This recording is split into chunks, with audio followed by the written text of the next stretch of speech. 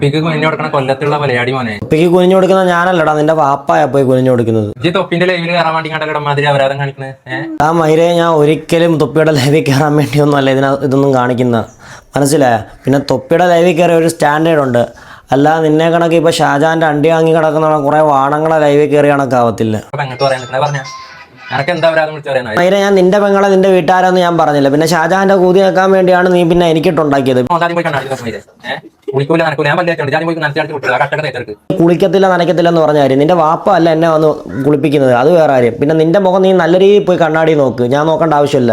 നിന്റെ മുഖം കോഴിയുടെ കൊതങ്കണക്കായിരിക്കുന്നത്, അത് വേറെ കാര്യം. ഇപ്പൊ ഇവിടെ വന്നിരുന്ന ഷാജഹാന്റെ അണ്ടി താങ്ങുന്ന എനിക്ക് തൊപ്പിയുടെ അണ്ടി താങ്ങേണ്ട ആവശ്യമൊന്നുമില്ല. പിന്നെ നിന്റെ വാപ്പായ കാണുമ്പോൾ വേണമെങ്കിൽ നിന്റെ തൊപ്പിയുടെ കഷം വേണമെങ്കിൽ കഴിപ്പിക്കാം, കേട്ടാ മൈരെ. എന്തുവാടാ മൈരെ പറയുന്നത്? ആരാടാ ഈ വാണങ്ങളെടുത്തൊക്കെ പോയി ഇരിക്കാൻ പോണത്? ആരായിരിക്കും? മലപ്പുറത്തുള്ള കുറച്ച് വാണങ്ങൾ ഒരു സ്ട്രീമിങ് തുടങ്ങി, അത് വേറെ കാര്യം.